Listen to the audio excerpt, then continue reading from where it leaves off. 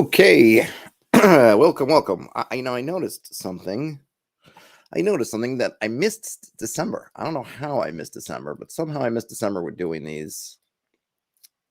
What are we calling these? AMAs, Q&As, whatever we're doing though. I was trying to do them once a month, but somehow I totally missed December.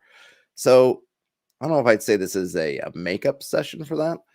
I don't know if I'll do another one. Maybe I'll try to squeeze another one in later just to get back on the kind of once a month cadence. But yeah, I'm here for you. I do have a couple things we could chat about, but this is really the space for if you've got questions, comments, anything you want to discuss, kind of hex crawling, ideally. This is the time. This is the place. Now, here. We can go. Hey, Mikey, and hey, Gashrin. So I guess a couple of things I was thinking about as we get settled in here. And please interrupt me with your questions. Don't leave me to drone on and on for an hour. I do that enough on the other streams. Really, please interrupt me, send me on tangents, do all that great stuff. Hey, Ian, welcome aboard. One of the things we could talk about, I guess, to start is Hexplore 24, which I'm not doing it, but I'm not doing it. So I decided to, as you've probably seen from other streams, doing Lore 24. And the reason why I chose Lore 24 of all the different 24s to do is because I like the idea that I could pick and choose anything.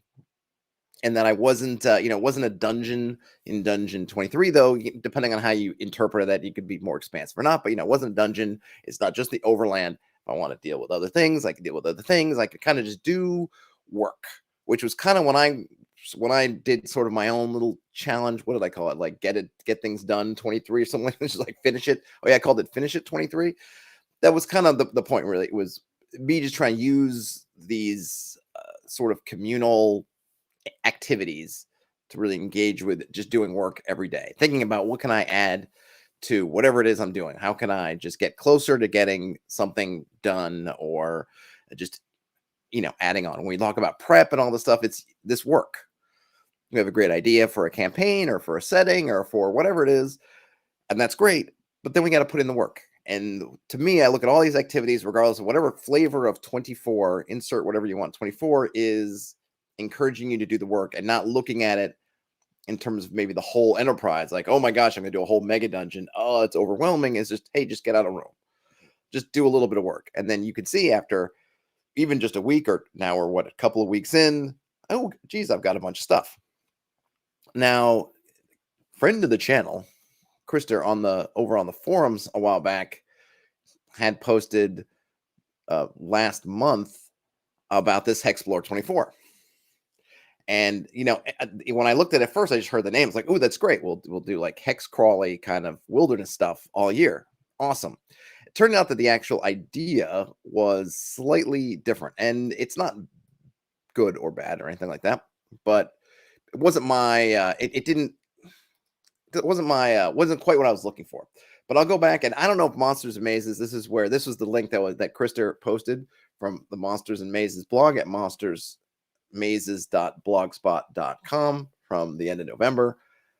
We'll just read through what he has. As with all these things, right? Someone comes up with this idea of, hey, let's do this, and then people branch out into a million different directions for the variants. So it's not like there's a particular authority about this, but he was the first one, I think, or they were the first ones to post something. So I'm just going to read theirs, then we can kind of take it from there. The viral Dungeon 23 challenge put forth by Sean McCoy is coming to an end as of December 31st. For myself and many others, it has been a part of our daily lives, one room at a time. It's going to feel a little weird on the first when that aspect of my morning ritual goes away. Like I've forgotten something, but can't put a finger on what it was. So I've decided to cobble together a few ideas for a project that will replace Dungeon 23.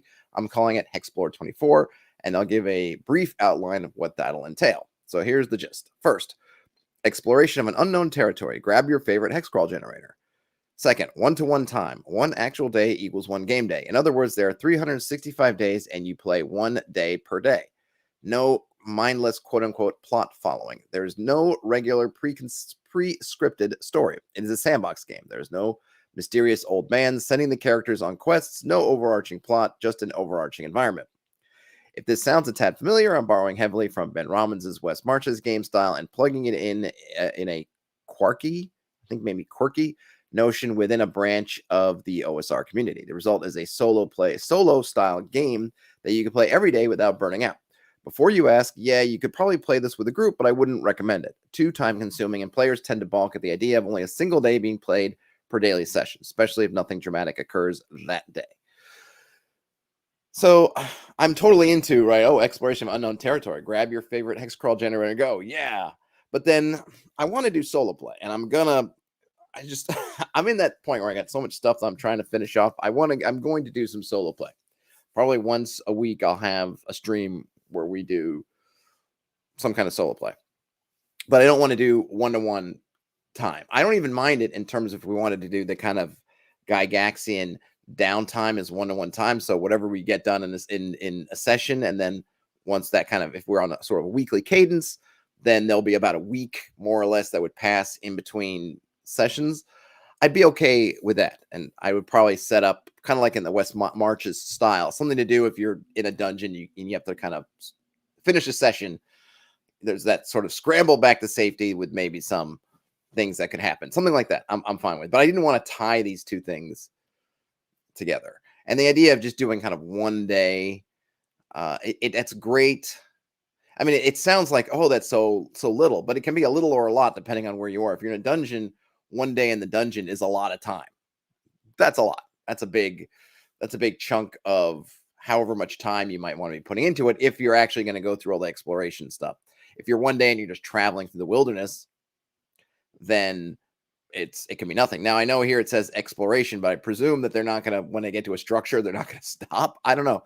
That's kind of one of those things. Well, okay, if we're exploring the unknown territory and we roll and we get a tower and we get invited to dinner, we're doing this stuff. Do we not go? Because then that one-to-one time kind of breaks in a way, because I'm not going to spend all day playing. I wish I could, but I can't. Or how do we do that? I don't know. It doesn't really important, but I like the idea of working on your sort of Hexcrawl, your wilderness.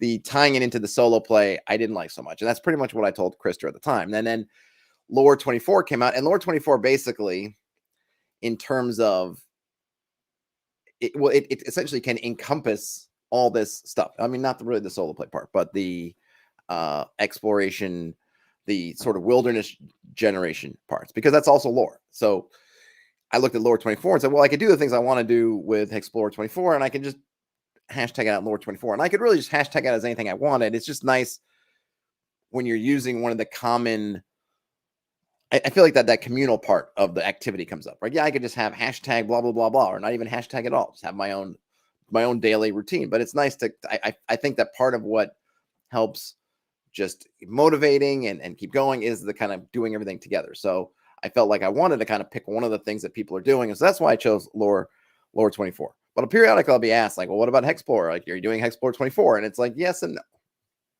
I am, in terms of the stuff I'm doing for Lore 24. A lot of it so far, and I'll show in a minute, it has been kind of Hexcrawl type stuff. But I'm not doing the solo bits of that. Of course, I'm sure there are 800 different interpretations or permutations on what people are doing for Hexplore 24. But I also didn't want to be someone who's going to come in and say, I'm going to do Hexplore 24, but I'm going to do it differently than those people, or like really differently. Like, I'm doing my own, but I'm going to give it the same name. Like, I didn't want to do that either. So I felt like Lore 24, just in terms of a moniker, a identifier, it was kind of good, because it's sort of overarching enough that I think it can encompass whatever you want. I mean, you could do a dungeon and call it, and still be, rightfully call it Lore 24 and not be, breaking any rules or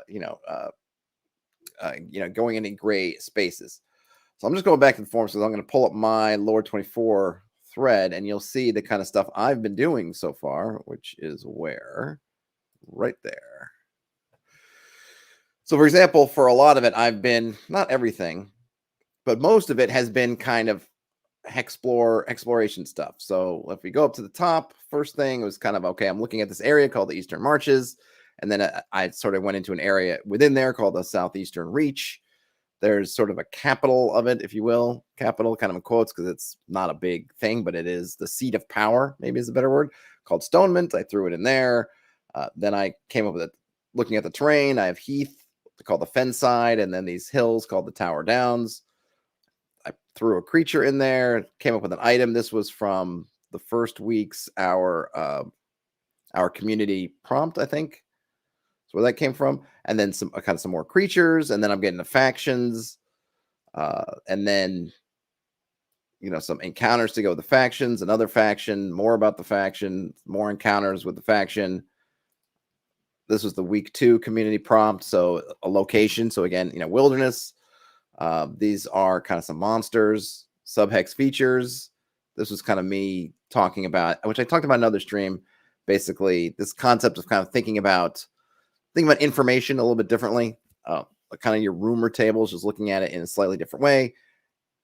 And then I did another thing about communication, which can be kind of considered sort of Hexcrawling stuff. Some things about dress. Then again, here. And then yesterday and today, which I posted this morning because I fell asleep before I could post it last night. A foraging table and some occupation. So you can see that most of my entries are hexy in nature, or in terms of wilderness, or sort of overview. Nothing's in a dungeon. A couple of things like that. So in terms of what I'm doing with Lore 24 right now, is it's very much I'm thinking about from sort of a hex crawl perspective, but it's not technically Hexplore 24. And just keep in mind, just stop me anytime with questions, because really, the stream, the title, is really about you guys bringing me stuff. But in the interim, I can talk about that. I'm just doing stuff. I'm treading water until folks step in with questions. And of course, if nobody has questions, I'll just keep spinning my wheels.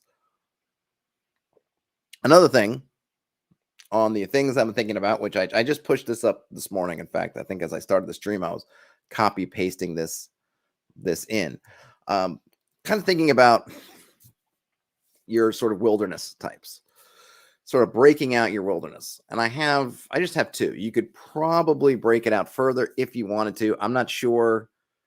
The more you break it out, the more that granularity, right? What are you getting for the extra granularity? Well, let me talk about my 2 things.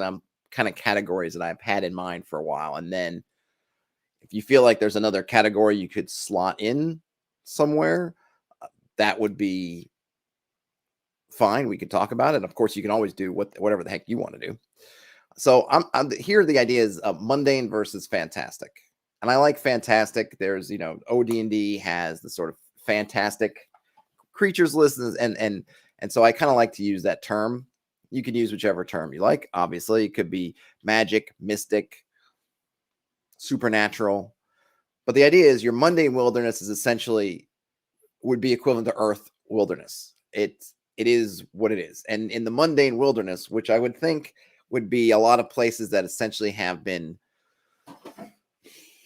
stuff falling over behind me, had been I don't know if in terms of kind of your fantasy worlds, it would be things that would be maybe just have had their magic kind of drained out of them, right? They're now if we're looking at places that have been sort of settled cultures have just surrounded it. Maybe it's not even original old growth type woods. It's kind of, you go from like a fairy forest that, if you think about, maybe a good example is, you've seen the movie The Last Unicorn. I haven't read the book, so I can't speak to it, but the movie The Last Unicorn, much is made of the fact that I think at the beginning of the film, or towards the beginning, these hunters are going around in the woods, and what they recognize is that these woods are different from other woods they have, whereas the other woods were just kind of, there's woods.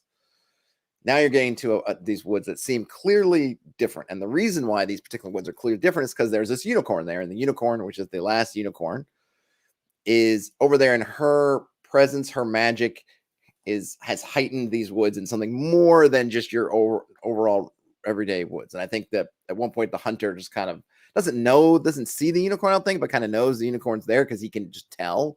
And he's like, stay here, like stay in where you're this safe part. Because I think, it's a sort of their, I guess he's hinting at sort of maybe what he knows about what's happened, or just the fact that the world has kind of become a less colorful, heightened place, right? And this place is kind of protected, and just stay here kind of thing.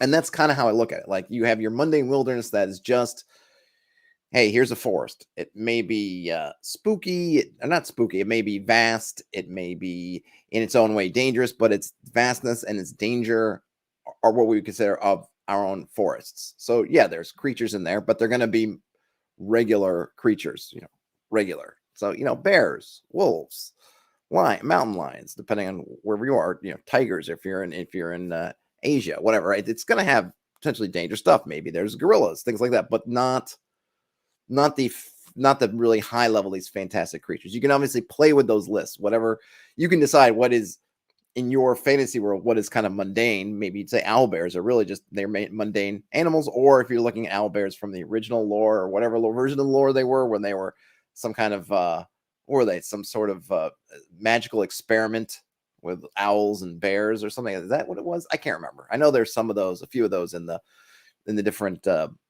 monster manuals and fiend folios and whatnot, but go on that kind of mundane column, and they would all go in sort of that mundane wilderness. And then you would enter this kind of fantastic wilderness, and that's where you might have all kinds of all this other stuff would be. I don't have a mechanic related to it yet, so I don't know if there's a way for I see more of a way for a fantastic wilderness to become mundane, which is essentially if you clear out all the things, good, bad, or neutral, that keep that sort of fantastic connection alive. If it's creatures, because I could see things like, oh, there's nymphs or dryads or unicorns in these woods, that would definitely be something you look at and say, oh yeah, this is why these woods or whatever it is fantastic, because you have these caretakers there, and through them the sort of magical mystical essence is right. They're conduits, let's say, from magic from wherever the world to kind of enter into these woods. And then if you were to go in there and hunt all the unicorns to extinction, like in the movie, or not to extinction, but whatever, the Red Bull comes and chases off all the unicorns, then there's nothing there maintaining that sort of fantastic element of the woods. The woods then would become mundane, a little bit less drab. And if you're kind of in a Tolkien sort of state of mind, this might be the elves would be that, right? When you have the elves that are there and they're in numbers and they've got magic, they're elven rings, like in Lothlorien, the forests take on this really heightened beauty and majesty. And when you take away the elves go west and the rings lose their power. The woods become like our woods, which can still be beautiful and majestic, but not that sort of over the top, that extra amount of beauty. And the reason why I think that distinction is useful is because, one, it becomes kind of something you can tag your different hexes with, or regions of multiple hexes. And with those tags, you can kind of do things like you could have wandering, your creature tables. You could have one set for mundane, one set for fantastic. You could think about what kinds of things are going on. So this thing I just pasted in there. There's this concept of the omphalos. And I'll just read what Wikipedia has, because they're going to say it better than I could. An omphalos is a religious stone artifact in ancient Greek.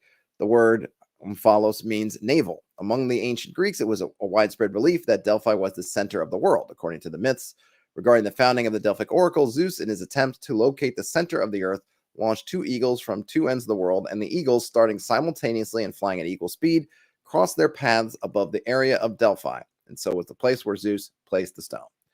And then that's kind of the origins of the word, right? But it omphalos is this idea of this navel of the world, which I think if you read Joseph Campbell and other things appears in everywhere. I think here the Wikipedia article ends with similar ideas of a particular geographical point being the center of the world or its most important place also surface in the major religions of the modern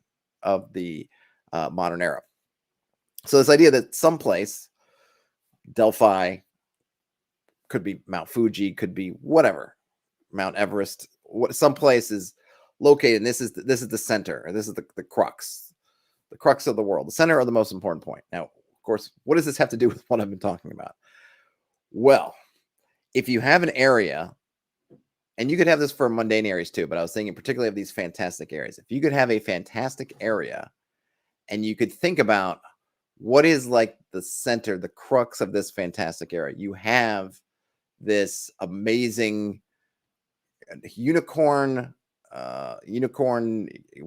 guarded woods, whatever you call it. What are they? The caretaker. Like you have these beautiful woods that have been caretaken by unicorn. That's what's doing it. Then the center might be the unicorn's lair. Might be that that's not necessarily in the exact middle of the woods, though it could be, but it doesn't have to be. But that's kind of the center of power. And where this comes up in terms of, well, what is this in sort of an actionable or practical? Gosh, I got stuff. I got a pile of things, and they keep falling over on me. In terms of practical things, when I'm looking at, well, what do I do with this concept? I've got mundane wilderness. That's just our wilderness. It is what it is. I don't think that you could have a center of that, but it doesn't really matter. When you look at the fantastic wilderness, okay, when we're looking at the center, we're thinking like, what is the thing that is kind of keeping this, like that center of power? If we look at, well, where does the king live? Is kind of, this is the center of power for a kingdom. Then whatever that follows, and maybe I come up with another word, what is the center of that thing? And that can become kind of the locus, not in terms, just in terms of just fictionally, like, oh, this forest is fantastic because there's a unicorn here, and this is where the unicorn lives, right? That's one thing. That's fine. The other thing is that, hey, Gabriel, the other thing is that becomes something you can kind of build your adventures and things around.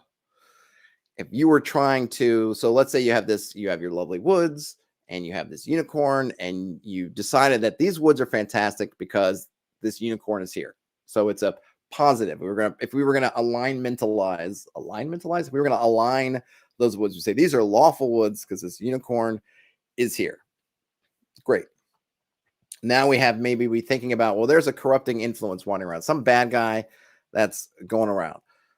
And this is something maybe the party's doing. We're trying to figure out what this particular bad guy's doing. What could they be doing? Well, they could be trying to get the unicorn. So when I'm thinking about what they're trying to do is get to the lair, or maybe the party has to save the unicorn. They have to go to that becomes this area now. If we're pointing to this area in terms of controlling it or destroying it, or even doing something good with it. Hey, we want to make it more, whatever. We got to find that locus. That locus becomes this location inside this region. Could be one hex, could be multiple hexes. That's kind of it's the fulcrum, I guess. It's whatever's going to happen in this area, this region is affected by it.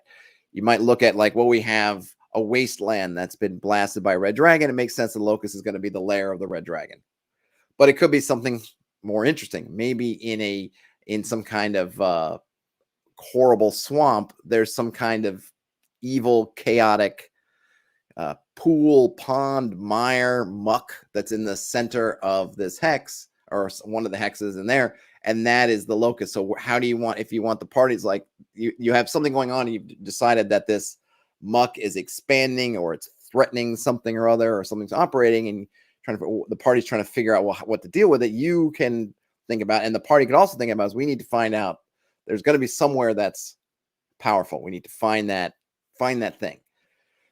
And I guess it's the other part of it. It can be something that as players, you won't necessarily know what it is or where it is for give the area, but you can know that there is one, and that gives you something to look for. We need to find, if there's this thing happening or this thing is a certain way, there's kind of a causal thing, and we got to find that causal thing. And it could be that there's ley lines, but there's somewhere where the ley lines are, whatever, some intersection or something, and that's that at that point, if you do something, it's powerful. Maybe it doesn't have anything to do with changing maybe that one. It's like ley lines are, at least for most player characters, and maybe even most creatures of any sort, it's going to be kind of above their pay grade to try to mess around with them. But you might recognize that, hey, that's the place of power here. So if I need to conduct a ritual, we found this place. It's really, we can tell that it's just super high magic over here, but there's going to be some point that's the most high magic point, and that's where we need to go to perform some ritual. Maybe that's where the bad guys need to go to perform some terrible ritual. If it's a cemetery or some kind of massive graveyard or barrows, there's probably one that has the mightiest hero that's buried within, or the evilest of the evil priests was buried, or whatever. And it's like, you got to find that spot. That's where they would have gone. So that's kind of the concept behind it. Does any of that make sense? And I try to think about how it would be useful. Why am I not able to click on that? And so, like, I just like it as a thing, but I also feel like it's something that I could use to think about. And when I'm prepping and doing things, I can think about, oh yeah, this is that kind of, this is, this is a place that I could use, or a concept I can use to actually kind of make things, not, just give me that inspiration, give me a way to organize stuff. If I start thinking of regions and their centers and things like that, then that helps me, because it's kind of that next step.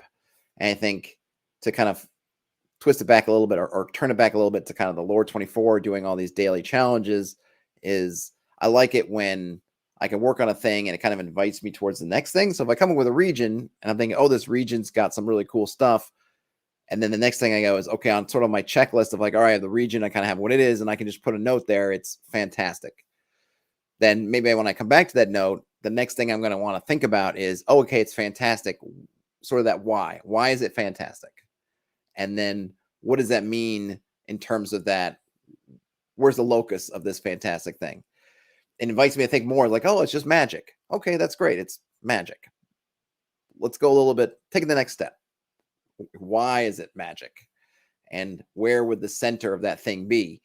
Which I think is just kind of helps giving structure. And then, of course, I think it just invites all those things. Because if you have a mighty wizard and you think all of a sudden, oh, he needs to go somewhere magic, then I can go there and, oh, yeah, this place had this kind of magic, like a crater filled with magic energy. That clearly would be a great place to go to do things. Or, oh, there's Mount Doom over here. So if you want to craft some Sauron-like ring, oh, yeah, finding not only where it's this sort of volcanic activity, but finding the actual crater or something in the caldera, whatever that you can still get to that's super hot, whatever, that's maybe where you need to go, or whatever it is, right? If we're thinking about often, in our fantasy worlds of why are places where they are, why are people trying to get to different places, this gives you some reasons as to why people might set up shop or try to be striving for these areas, because of whatever kind of fantastic thing is going on there. I don't know. I think it's a neat idea. You guys can tell me if you think that has any usefulness to you. I think I'll get use out of it, I guess, which is the most important thing. And this is, I'm drinking here is I don't know, it's kind of warm cappuccino for the working man. My new grinder, I'm pleased with, by the way. I got a new grinder. I don't want to go too far into coffee talk, but I got a new grinder for mostly for espresso. Though this one, it's got enough. It's my original grinder that I had was stepless, and while you could, you can set it to be loose enough, or what's the word, coarse enough to grind non-espresso coffee, because it's stepless, and it didn't have a good, it doesn't have a good way of remembering and going back to where you were, because it's a small, it's a dial in a sense, as you're kind of raising and lowering the burrs. It's a conical burr, so one burr sits in the other, so you raise it and lower it to make it coarser or finer, and you have to spin the thing around multiple times, and it doesn't have any way to really track where you are on the dial. There's no markings on it, and of course, once you go around the dial more than once, then anywhere, if I had a marking, this was like, here's the mark, which is what I used. I used a pencil, like a wax pencil, and I would put the markings like here. I had to put a couple of marks in where were kind of the range I was in. But even that, if I took it out and I spun it a couple of times to put it back, I'd have no way of knowing how many spin. It would be impossible to kind of get back to where you were. This one's got a nice dial that gives you the full range, so you don't have to monkey around with anything like that. But 99% of the time, it's going to be for espresso. Terrence says, back on that grind. Yes, and Ian says that Terrence is lucky that Nightbot can't detect puns. Ian says they're always tempted to upgrade their Baratza Encore. I bought one for my dad. Did I buy an Encore? What did I buy? Oh, it's a Baratza. I just don't remember if it's the Encore or one of the other ones, but it's a good grinder. It's a good, I mean, you don't want to, these rabbit holes, you don't really want to get in them unless you're kind of dissatisfied or you have a reason to, because you just go down these, these rabbit holes of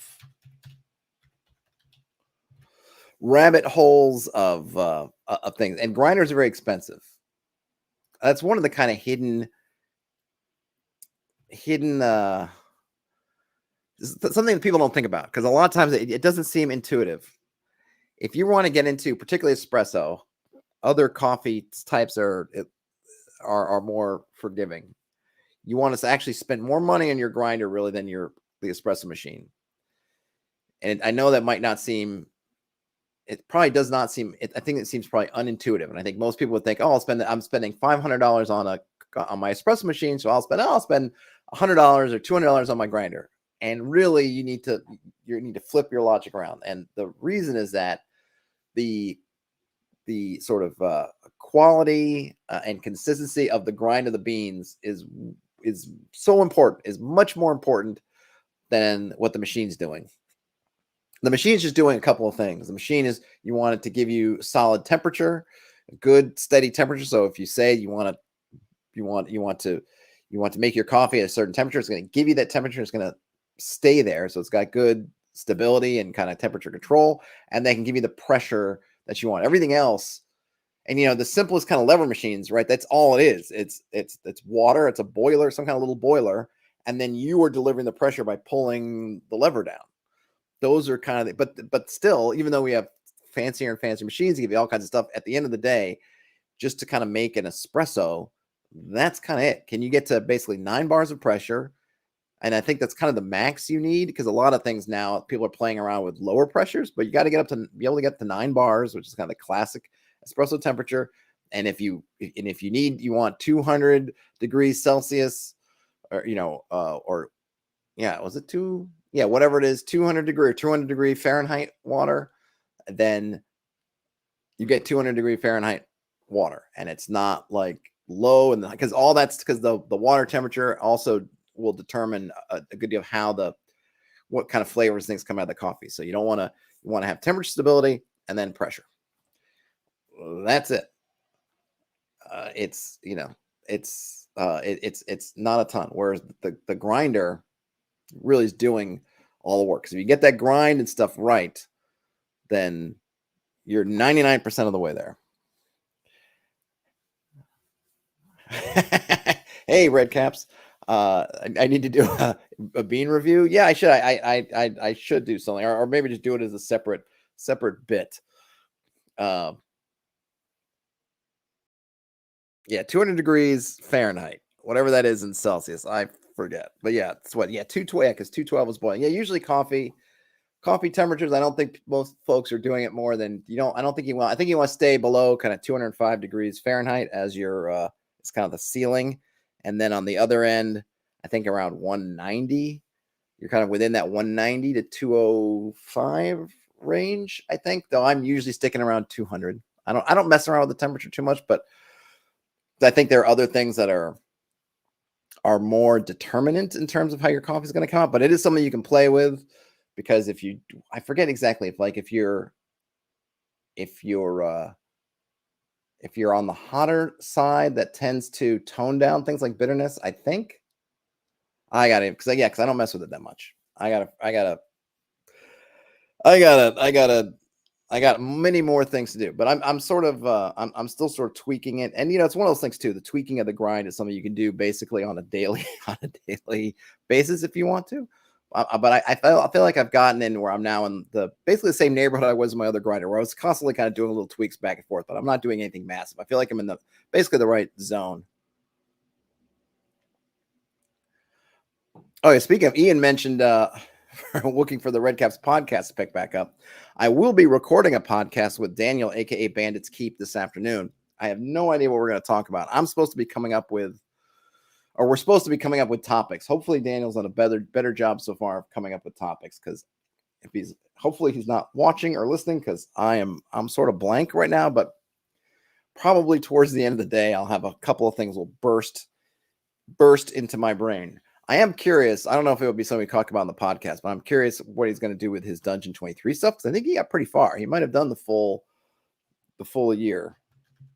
I'm just writing some notes here. So we're talking about mundane wilderness, normal, kind of earth-like, magical, fantastic wilderness, magical, mystical, What is the source of the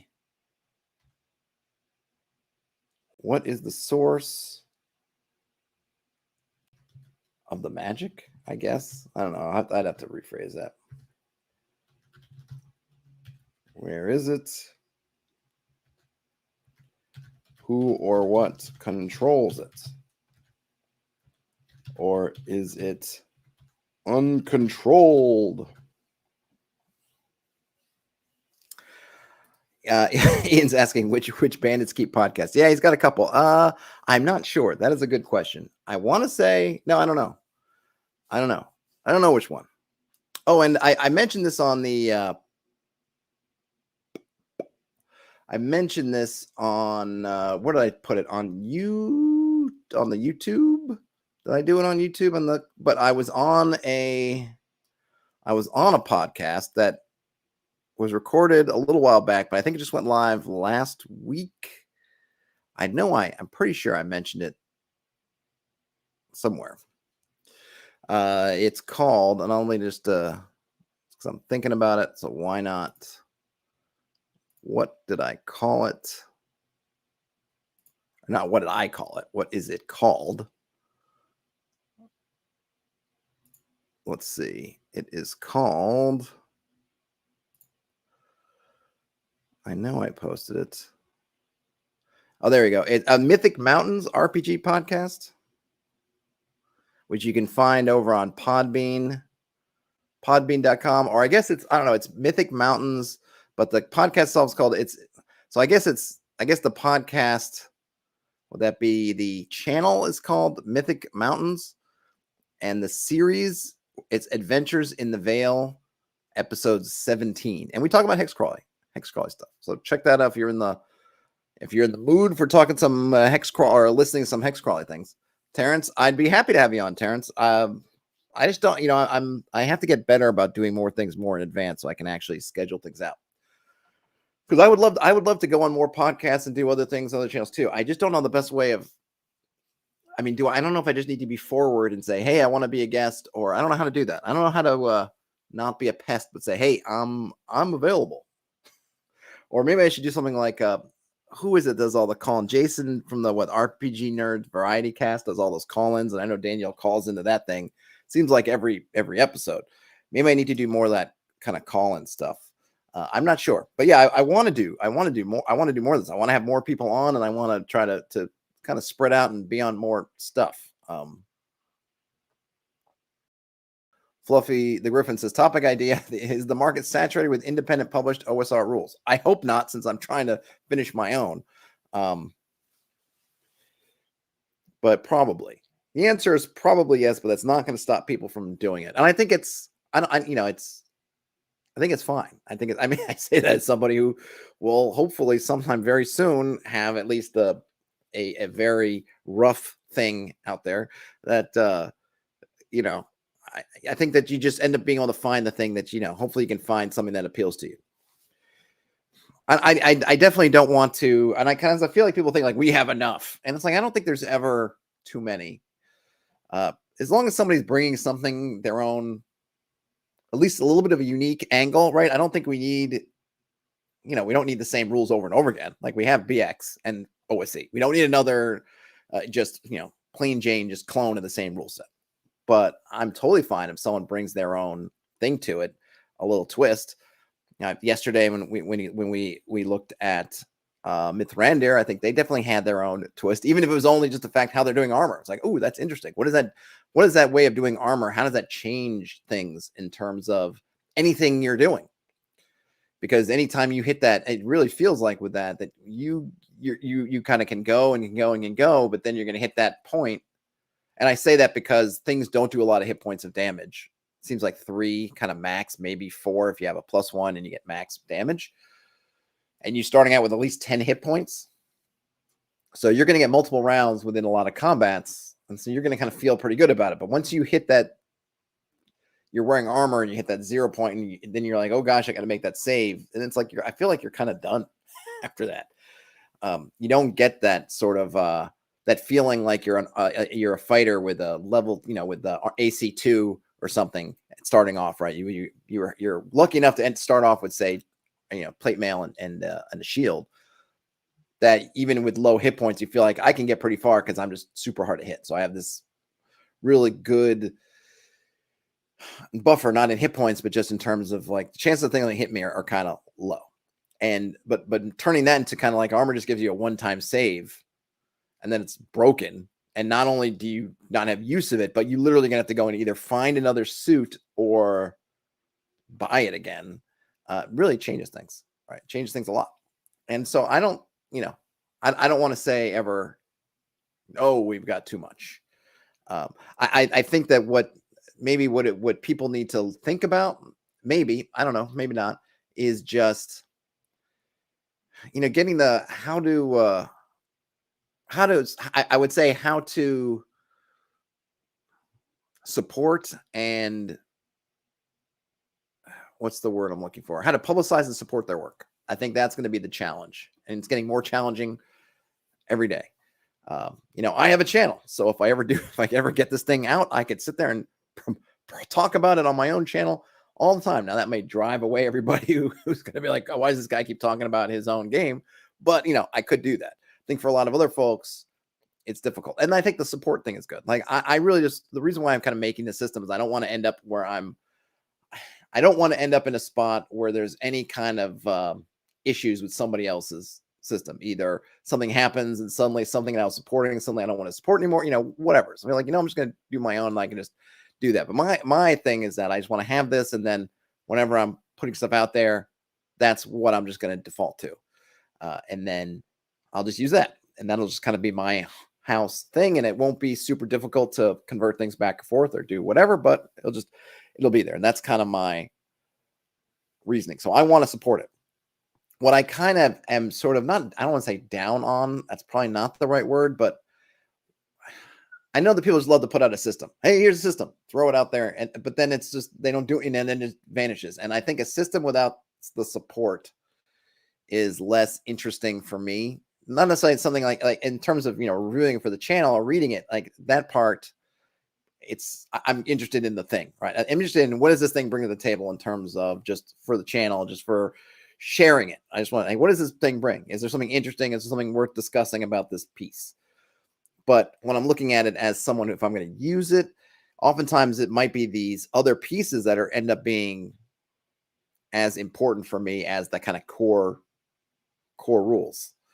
Unless it's something like, we're talking about one of these super generic, super light things where that's kind of it is. I mean, even those, I think the one I was thinking about was, I can't remember, but there's lots of different stuff about it, lots of community driven stuff about it. But I think when I see someone's put out like 80 different systems, I kind of a little bit, I don't want to say turns me off, but I'm a little bit like, I kind of wish, are you going to support any of these, or are you just going to keep pumping them out and then moving on to the next system? I guess we do things for different reasons. And I prefer, I like when someone's kind of like, this is what they're sort of developing. So you're with them on the sort of journey of thing, and not, they just sort of threw it out there. But, everybody likes different things. Oh, we got a bunch of stuff here in the chat. Let's see. Let me back up here. Ian says, I think we need to do System 24, write down a new rule every day. Yeah, I that would be kind of fun. It would actually be good to do that for, a month.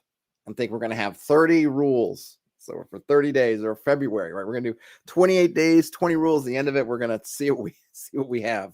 And then we could actually, because you could think about it in something like where you have three weeks, right? You have, you have, or maybe we need 4 weeks, 1 week for character stuff, 1 week for combat, maybe rules or core mechanic. And then, I don't know, you have to split it up some way, but kind of, you can have 1 week for each kind of bit of the rules. And at the end of it, you'll have a full rule set. Who knows how good it would be, but you'd have it.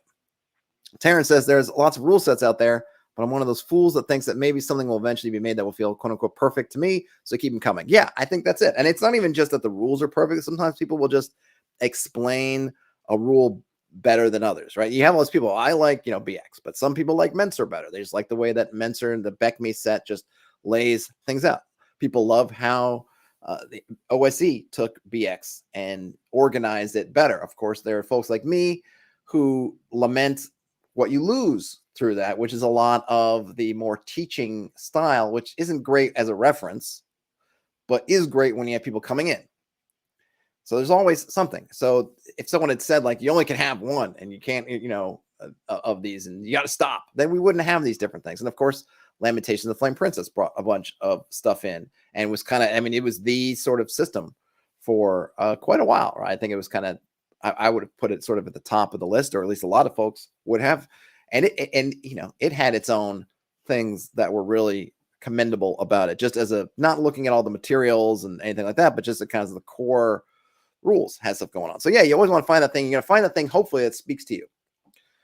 So yeah, I'm going to keep wanting to read them. Everyone keeps coming with little different tweaks. Shadow Dark, which I didn't invest in, but had a lot of interesting ideas. A lot of them I'd seen before, but there was stuff like the real-time torches and things like that. Was a new kind of wrinkle. And some people really love it. And that's something that if they had said, there's already too many, they wouldn't have gotten. So yeah, always keep them coming. Fluffy the Griffin says, that's my worry. I'm working on a product that I want to put out there, and it's worrisome that it may fall flat. Well, Fluffy, you just kind of got to do.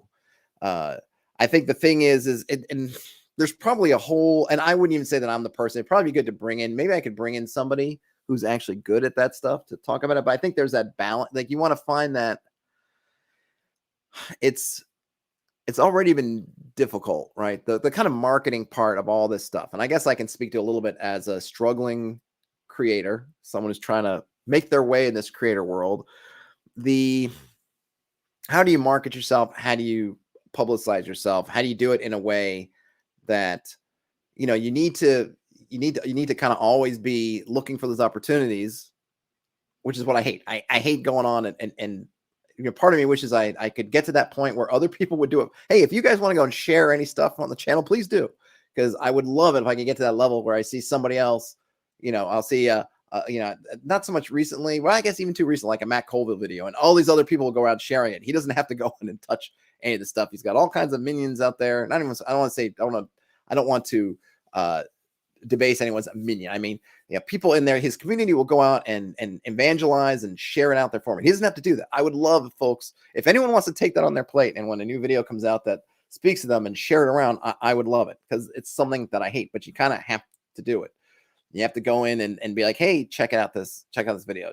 And a lot of it doesn't move the needle hardly at all. But like advertising on TV, it's not one ad, a particular ad for a particular product one time on TV that's going to move the needle at all. It's this, you just keep kind of trying to get into that brain space, and hopefully you can create something that kind of has that worminess. And then the next time somebody's in the spot, they'll say, oh, I remember I saw this thing. And oh, Dove soap, I remember that, right? It's not that you saw it once, it's that you saw it in all these different contexts all the time. So you kind of have to try to do that yourself, but it's really easy to become a pest or to become that person.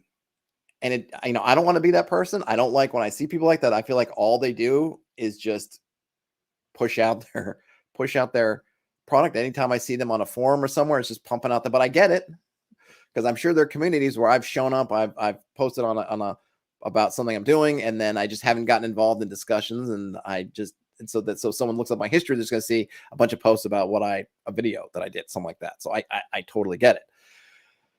You got to do it. You got to try to do it in a way that is hopefully at least not finding, people aren't finding particularly spammy, and then finding that way to kind of try to get up above sea level, so to speak. And whether that's reaching out to creators and saying, hey, please look at this thing, and spending money, if that, whatever, like there are all these different methods to kind of try to get there. And then if you're lucky, you kind of get something viral in some way and people pick up on it and run with it. And that kind of helps you. But it's a lot of work, and it's a lot of work that a lot of us, me and a lot of I know other folks who are kind of creators, don't love to do, but you got to do it, so. And it's that work, that's that kind of work that's, you love the work about creating stuff, you love the work about making games or making adventures or GMing or doing whatever, but then there's this other stuff that is also work that is necessary, but that a lot of folks don't love, and a lot of folks, I myself definitely included, struggle with, and it is very much a challenge. Redcap says, I also feel the majority of new systems could be simply condensed down to a less than 10-page document that says change BX rules on page X to this. Yeah, but I don't think you can. I mean, it's a good point, Redcaps. I'm sure that's probably true, but I don't think. Gosh, I mean, but then I would almost require that now you need to have two rule books, my rule book and BX. So I wouldn't want a thing like that. I don't want a reference that's only good if I have the other reference. And I mean, I agree with you. That can be some of it. I mean, Lamentations, which I like a lot, could have been summed up in something like that, dude. Here's basically BX. Here's the changes we're making. Now collate it together yourself. But man, that's, as a creator, like that's kind of you don't want, you want to kind of put your own thing on it. You want to kind of put it in your own style, which you rightly or wrongly might think you can say it in a different way, a better way than they did back in the day, whatever. But yeah, I mean, yes, probably if you just looked at it just purely like that, sure. But I wouldn't want to buy something like that. Terrence says, Indestructible Boy has spent a year building his own game on his live streams. People watch that stuff. Yes, I mean, I've dabbled in that, and I probably will do more of that soon. I haven't looked at his things, so I'm not sure. But yeah, I mean, you can totally turn that into a thing. I mean, it helps having a separate, or having that audience, right? I don't know if Indestructible, he only popped up on my radar because of his review of Candela Obscura that I guess kind of caught fire amongst the critter community. But that's that thing of having multiple things. Like, he has a large, much larger than me, YouTube audience, and so when you start doing it, it's in the general genre of what he's doing, and then it's kind of building for something else. I mean, that's kind of what you want to do. You look about, like, Matt Colville had a background in doing RPG stuff and card stuff and then video game stuff, and then was able to funnel that back into, his channel when he started, and then all this other stuff, right? Because he's able to pull these different things in. And I think that's the ideal approach. What you want to have is you have a YouTube channel, and then you have this gaming stuff, and then you're able to cross pollinate. Some people are going to come at you from the gaming stuff and then find the channel. Some people are going to go to the channel, find the gaming stuff, right? And I think that's kind of ideally what you want to do. And I know we're not talking at all about hexcrawling stuff, but that's actually okay with me. If you have hexcrawling questions, I'm happy to do it. But if this turns into just talking about sort of behind the scenes or behind the whatever, I'm fine with that too. So just if anybody's joining and going like, I thought this was hex chat. Well, it was, but this is also a really interesting topic. And I'd be happy to do a whole stream of just talking about this stuff. Not that I have that much wisdom to impart, unfortunately. Fluffy the Griffin says they'd like to sell it, was looking at investing in art and everything. They went to school for game development. They want to put their degree and passion to work. Yeah, you just kind of got to do it. I mean, really is ultimately it. Maybe you can find some folks to collaborate with. I mean, I think that finding the art and stuff is good, but that then raises your costs exponentially, right? The art, as well as the going to print. And I remember someone saying that the first thing, I forget who was it, had good advice that I probably should have listened to, which is not really to worry about print at all on your first thing. Just do digital, because printing adds a whole other set of issues and requirements and work on top of it, and just shoot for digital. You can, go for, I mean, look at something like Muster that has almost pretty much no art in it. I know it's not a game book, but there are other ones too. I mean, you looked at, well, even yesterday when we looked at Mythrandir, it doesn't have a ton of art in it. I think you can get a long way with just good typography, good clean layout that makes sense. Maybe throw in a couple of public domain type things. And then you can always come back and do a reprinting, or like hey, we're going to, get your thing out there, and then be like, hey, we're going to come back and make it really pretty. I mean, when that Old School Essentials is kind of what it did, right? Because it kind of came out with, here's this basic stuff, and hey, we're going to make it better. We're going to make it better. We're going to make it better. Hey, we're going to get art. I would say that kind of that sort of don't let the perfect be the enemy of the good, I think, thing applies, right? If you set yourself up with, I got to compete with all these things, I got to get art, I got to get all this stuff, and none of that's bad. But if you make that your baseline, you're going to struggle just to get there, and it's going to dissuade you from doing anything at all, like worrying about how many products are on the market, right? So, don't just get your thing out there, throw it on itch. Get a version up that's just like, here's this down and dirty version. Here it is, warts and all. And then see what happens. See who discovers it. See who picks it up. See who talks about it. And see what happens. And then you can come back to it and say, down and dirty version 2. I've added some other stuff, and I've added this stuff. And then maybe you can get enough support where you go, okay, now I want to kickstart a print version, and I'm gonna budget for art now, and I'm gonna do this, and then do that, kind of go through. But you don't have to. It's so hard now because so many people come out with such beautiful, amazing stuff that it's really easy to look at and say, like, man, I gotta do that. But I think that's the lie. That's the false thing. I think if you have something to say it, and that's the most important thing. I certainly have never said, like, I'm not one of these people. I don't really know if anyone's like this, but maybe there are some people out there like, I'm not even going to read this because it doesn't have art. It's like, I just need to be able to read it, and it needs to be able to make sense, and it needs to be legible and organized in a way that I can get through it. That's kind of the most important thing. If you send it to me as a Word doc and I could read and make sense of it, that's, a number one.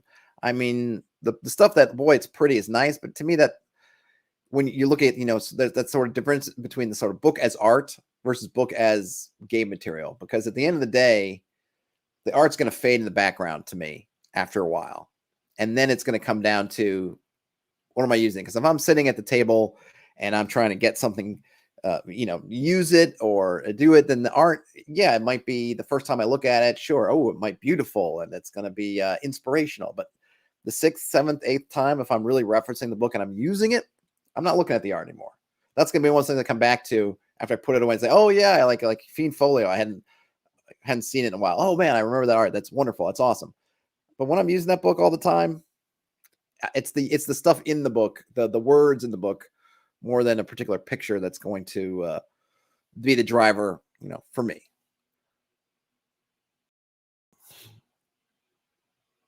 How to get sales? Ian says, get Questing Beast to review it.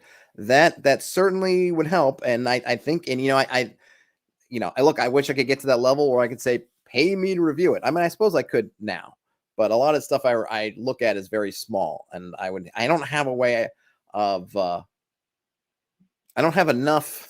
I don't have enough to, I feel like I could really ask someone to pay, and I would feel bad. It's one of those things that, like, because people will have reached out to me and stuff, and usually I'm just like, oh yeah, send it to me. We'll do an interview. Like, Justin Alexander came on and talked that. He didn't pay for that. He sent me the book.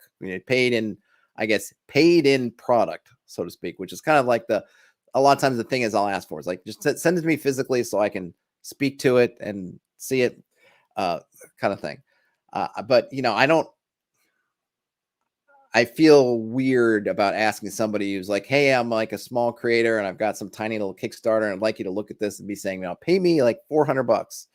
That's like half their Kickstarter. Pay half of your Kickstarter to me to look at the book. Like, I wish I could, because it would help me support everything. And really, I mean, if I could do that, it helped me a lot. But I don't feel necessarily right doing that. I have to figure out if the channel keeps growing and people keep hanging on, which hopefully they will. Maybe I could get to that point where I can be like, yeah, if you want it in the queue right away, like, you can help me out and I can do that. But I don't know a way to do it. I haven't figured out how to do it, and in a way that feels right to me. So I don't. Hey, Brian Smith. Content is king. Ian says, always be posting. Yep, that helps. Brian Smith asks, what's my favorite thing to do? Stream, play, make, network. I mean, it's all stuff. Networking, I'm just not good at. I actually really like streaming a lot. I really like these streams. I think I forget what someone was saying to me, like, man, it's impressive you're able to stream almost every day. And I'm like, the streaming, actually, maybe it's the fact that my ADD or ADHD, whatever, that having the stream kind of helps me focus. Because if I know I'm on the stream, that I know I will do this for whatever hour, an hour of time I'm on, and I'm going to read this book. Like yesterday, Mithrander, boom, I'm on it. Not that if I didn't have the stream on, I wouldn't read it, but it might take me, I might take me forever. I might probably take me a long, either I'm going to get really just sucked in and I'm just going to read it, or it's going to be like dribs and drabs over a long span of time. But if I'm on the stream, I'm in. Right. So when I've been working on stuff and doing it on the stream, it's been really good, because even when I don't necessarily get a lot of work done on the stream, like a lot of times when I've been doing stuff where I've been doing kind of like, here's like game system stuff I'm working on the stream, the fact is that just having the audience or the people saying, here, I'm going to tell you what I'm working on. I have to explain it to you. and then hearing the questions that come back, or the stuff that seems confusing, or the stuff that someone says like, that doesn't make sense to me, or whatever, it is very much helpful. And it's the kind of thing that usually you have to find a writing group or something else for. And having you guys around like does that kind of for me. It fulfills a similar, I mean, I'd still like to have a group. And I know there's enough New York based folks around to put something together. I should probably look into that, but this kind of does that for me. But you have to get, and this is the thing that I guess I feel really lucky about, is that the stream or the channel has developed in such a way that when I come on and I stream during these days, I get enough people, and then it feels like I'm having a real conversation, because a lot of that stuff would sort of fall flat if there's nobody in the stream, which is kind of like where I am on Twitch. or nobody's in the stream, and the person who does come in is looking to sell me on something, which is kind of like, but on YouTube at least, nobody seems to. I do stream on Facebook and Twitter still. You can video stream to it. I don't know what it does with it, but there's never anything going on there. It's kind of that. It's probably some interesting sort of analytics to be done there. I'm not sure, but helps me out a ton. Terrence says, I work cheap for art. Yeah, Terrence and Brian both do excellent art, which I keep forgetting. I know I need to go back and do some, at some point, get some stuff. Fluffy the Grim says, try promoting a free version on itch. Yeah, you can do a free version, a plain text version, which might be the only version you have. I think something else that I think I saw somebody do, and I thought something that would be really interesting if somebody hasn't done it is, I think I saw someone did it where they started out small. Like, hey, maybe it's free or it's 99 cents. And here's just a basic version. And then saying like, look, I'm going to keep adding to this over time. So you can get now, and you can come in now on the cheap, and you're getting what you get. And when I keep updating this, you're going to be already in, right? So you spend $1 on this thing. It's not very big, doesn't look very pretty. But now when I keep, okay, now version 2 comes out, it's the same product. So you bought it at 99 cents. Version 2 comes out, now it's going to be $1.99. And it's going to be, double the word count. Maybe I'll start having some art, whatever, right? But now it's $2.99, or now it's $1.99. If you buy it now, you're getting early and you'll just be in. If not, whenever that next one comes out, I don't know if I bumped my mic accidentally. Next one comes out, then that's, and then you can kind of keep raising until you get to your sort of maybe your main price. So maybe figure at the end of the day, your finished product will be $4 or $5, but you can start off with, okay, here, if you get into the alpha level, you're at 99 cents, and, beta, and then you can go through your Greek alphabet till you get to final. Might be something to think about doing also. So you can start off with free, kind of get people hooked in there a little bit, and then just kind of boop, boop, boop. I thought that might be really good. I think I might try something like that for some like Hexcrawling type stuff once I get everything finalized. And this idea of, hey, I'm going to be doing kind of hexes at a time. So get in here. And then, as this grows, you'll kind of be grandfather, you're allowing people to grandfather in on the cheap while still supporting you. So you get a little bit of money in potentially at the start. Folks are grandfathered in, and then you can kind of keep rising up.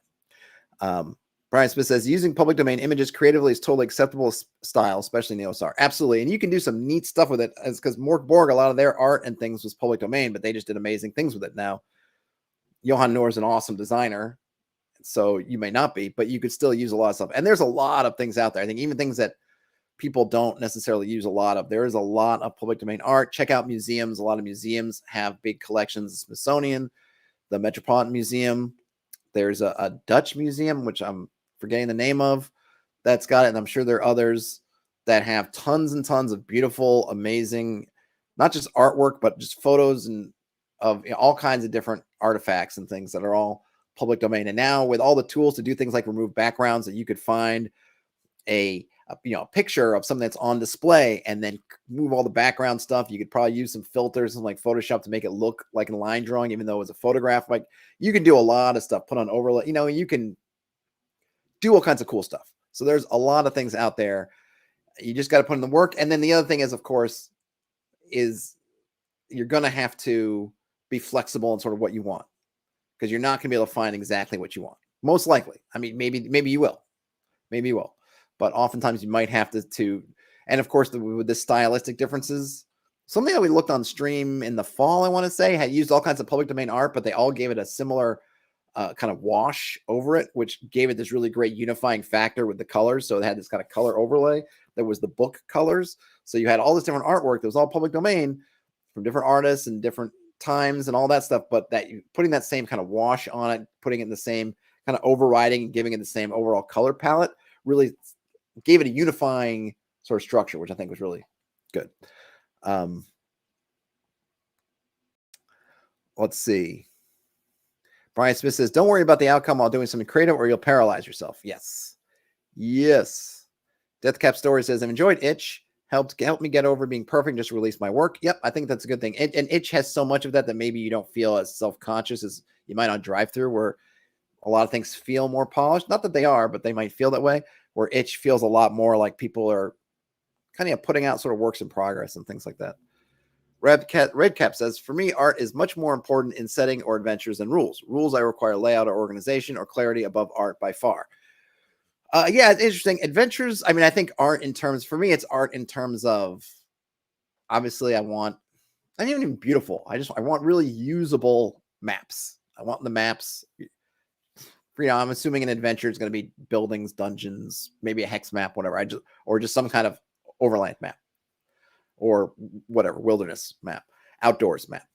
And I want those to be really functional. And I can look at it, read it, see it. I want there to be, if there's art that's going to be something that I'm expected to use descriptively, like, oh, there's the urn of Orcus, and here's a picture of the urn, and that's kind of the main descriptor for the urn is that picture, then I would say I want the picture to be something I can really use. To me, though, I think ultimately the art's going to fade away. The art is, I'm going to get my own ideas. So I think it could still be for me. And, I'm just talking merely for myself. I think those first moments where you're looking at kind of getting in the atmosphere maybe and getting in the idea of what the adventure is about, the art can be very useful. But as I'm playing through it at the table, I think I think for me, the art's going to kind of fade in the back. But, everyone is different. I know some people really prioritize the art. So as a maker of things, that there are some people who are going to be kind of art, if not first, then at least equal to words. And that's just, you kind of got to just say, well, if I'm going to go after them, I got to do that. But maybe I don't go after them right away. Maybe that's something where I hook them with the fancy hardcover, ribbon, whatever, Kickstarter super special edition. Ian asked if I ever tune into Justin's weekly Ask Me GM Stuff streams. I have not. I'm pretty terrible about watching that stuff. I assume that I really enjoyed my conversation with Justin, Ian, so I presume that I would probably really enjoy his GM Ask the GM streams or whatnot, but I haven't say I've checked them out. Are you recommending them, Ian? Is that your official recommendation?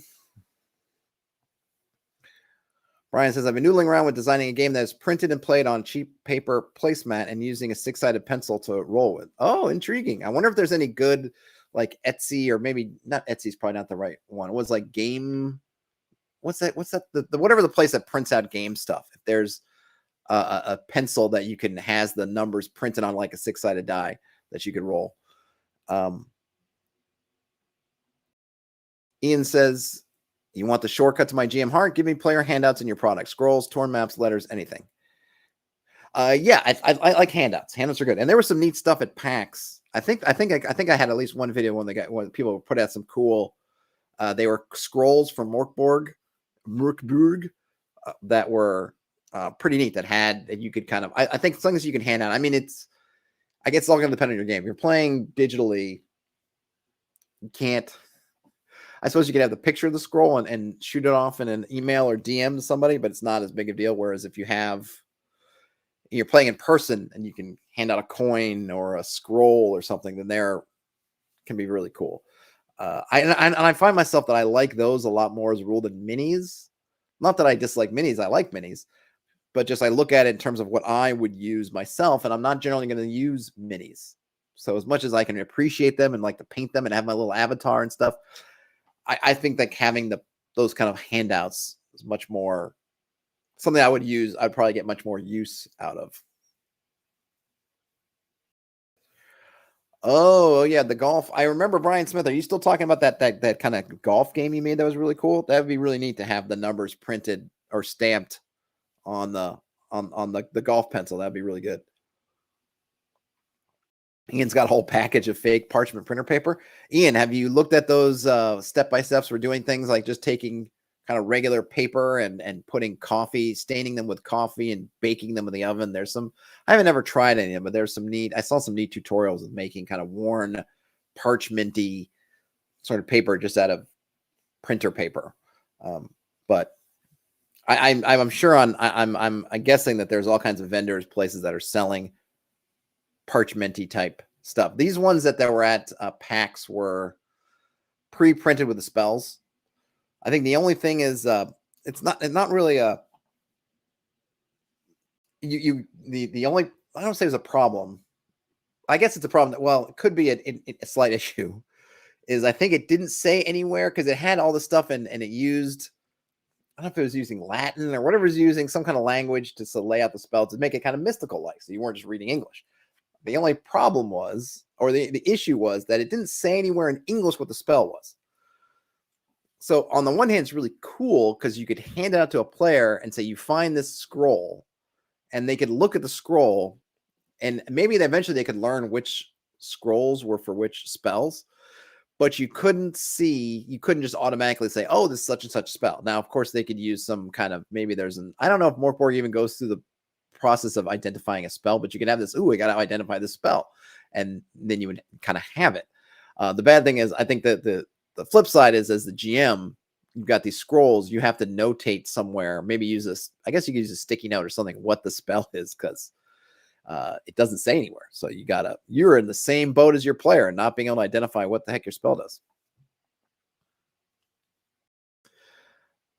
Oh, Ian's done it all. Coffee, tea, baking, burning, wax seals, blood stains. Nice. Redcaps says D6s that use or has a tip here. D6s that use a logo for the 6, treat the logo as 0 instead of a 6, and roll 4 of them to replace a D20. Perfect bell curve from 0 to 20. Oh, interesting. So you have 0 to 5 instead of 1 to 6, and then you get that. I will have to note that for later, Redcaps, because that does seem intriguing.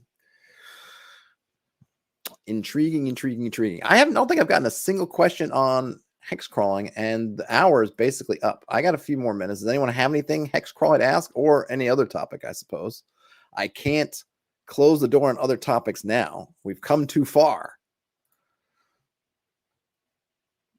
But what do we got here? That idea, the D6 is 0 to 5. I suppose that would I don't think it would be the same, Ian, would it? Well, does that come out to the same? Hold on. Where's, all right, so this is so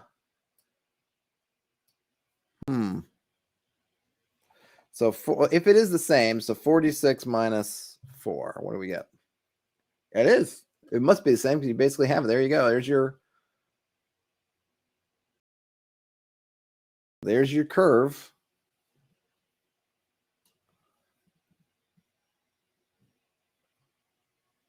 There's your curve. Interesting.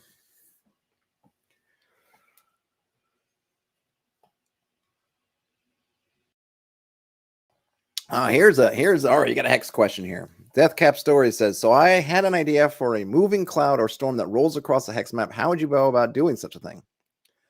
Okay, well, my first impulse would be, so we already know, presumably, so I guess Deathcap, you can maybe fill in, if I'm presuming it's like a storm front like we see in our weather maps. We got, let's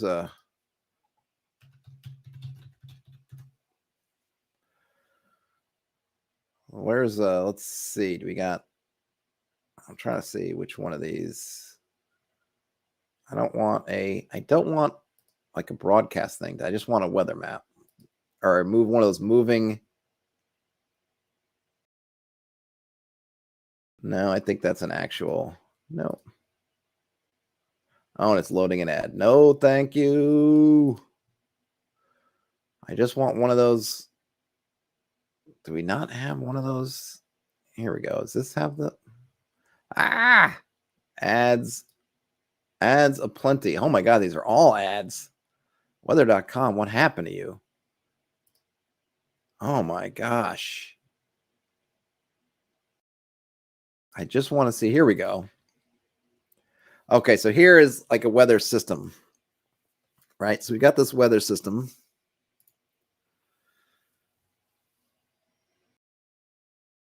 It's kind of moving across.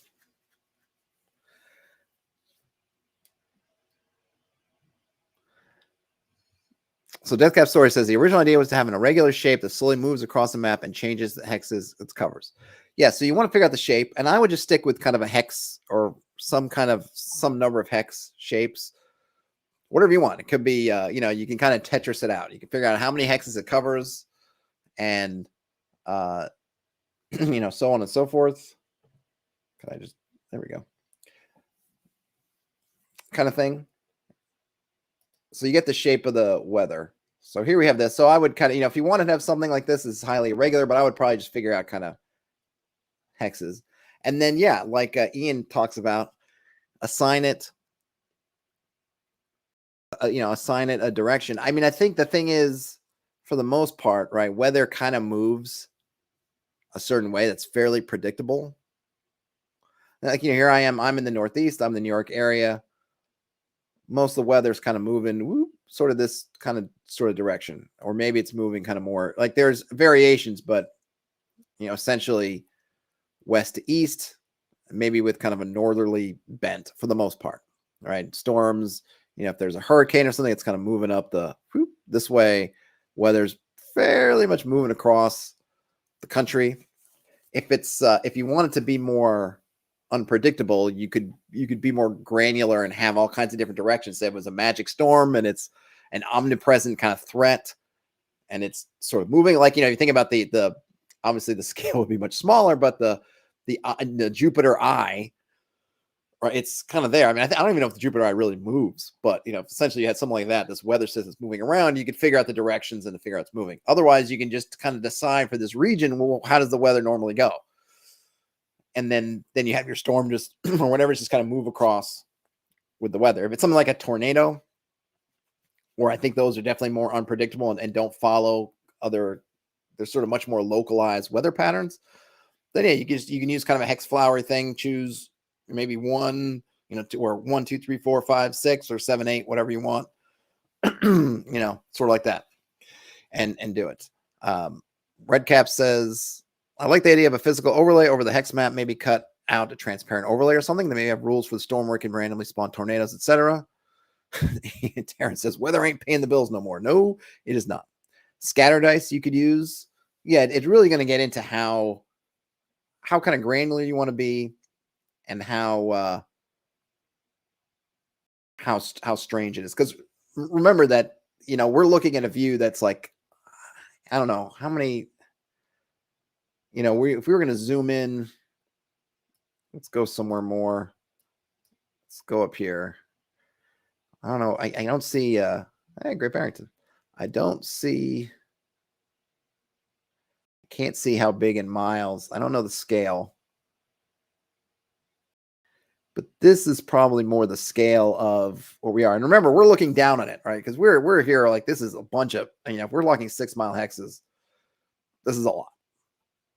I don't know how many it is, but this is a lot.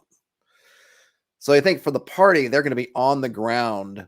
They're going to see very little of what's happening, presuming they can have a vantage point where they can see the weather coming. They're just going to see it somewhere in the distance.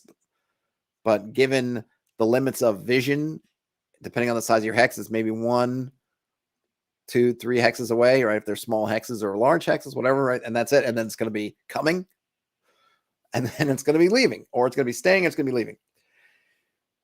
So do you even need a scale of this thing that's larger than what the party can really get around in a day, right? Regardless of how big it is on your world map.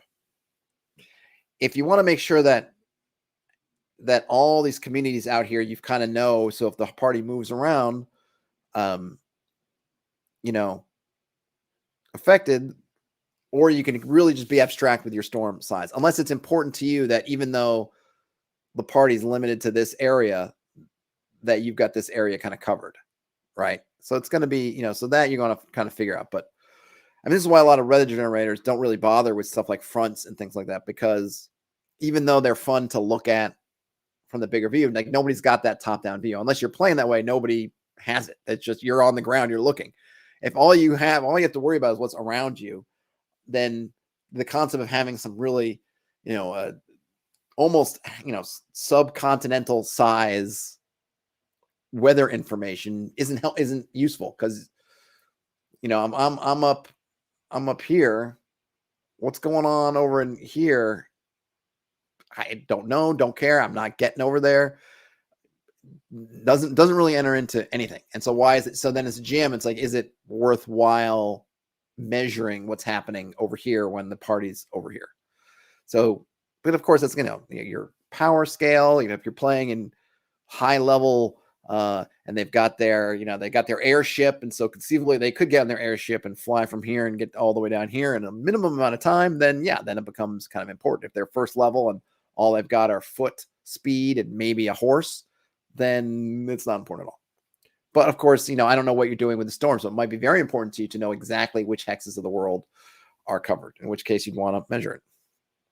Ian says, I think I would roll a d12, 1 and 12 being the most erratic directions, and grouping more numbers together for the predictable directions. That's not a bad idea. Redcap says, you might not need that scale for the player's characters, but having that system for the DM, i.e. Gato as a satellite view, could be useful. Yes, it could be. I totally could be. But I guess I'm always thinking about, don't make more work for yourself than you need. If you've got uses for knowing that, then yeah, definitely do it. But if you don't worry about it, because it doesn't matter, right? No one's checking out the shape of the shape of the storm from overhead, because nobody can get overhead to see it. Deathcap Story says, I think mechanically using a shape would help to know which hexes are affected, regardless of what in real life storms look like. Oh no, totally. I think it's more like Deathcap Stories, thinking about what information you need about the storm. Is it important to you to know that this storm, like for example, looking at the front as it says here, this front that's coming across, they're showing, extends, from New Haven, Connecticut to Schenectady and beyond Albany, right? And beyond, like we can zoom out. Well, look, this. So really we're talking about from the coast to essentially Canada. Canada being right there. But the party is, let's just put them in Albany. The party's here. So I'm simulating it from a practical standpoint. If it's raining, if the storm is touching Kingston way up here, is that meaningful to you and what you need? If it is, then yeah, you should make kind of a hex thing to show that the front's going all the way. For me, I don't know that for my purposes, I need more than just a little circle around Albany, because that's as far as the party could get to in a day. If they started when the weather hit them and raced across to try to find the other side, all I need to worry about is wherever that period is, that it's raining or whatever's going on in Kingston doesn't matter to me at all. So I'm not going to worry about tracking it, but it might matter to you for global events. This is winter is coming. And so it is important what's happening, because you want word to filter down from Kingston, Albany, like, oh my gosh, the White Walkers and crazy stuff's happening and it's the storm of the century and whatever. So then, yeah, you want to measure it, but just, don't make more work for yourself than you need to. If it's ultimately about what's happening around your PCs, then the things like the overall shape of the storm and how far it goes don't really matter, because the PCs can't see it, appreciate it, use it. It's just kind of it's extra data that you don't need. But if it's meaningful, then, but yeah, I think to the point of making some kind of overlay, if you have a hex map and being able to just kind of make some shapes. And again, I would just use roughly hex shapes or shapes that are broken into hexes, just because it's easy. And just, you could, if it's transparent, or if it's something digital where you can draw and erase it, you can totally beep, beep, beep, move it around.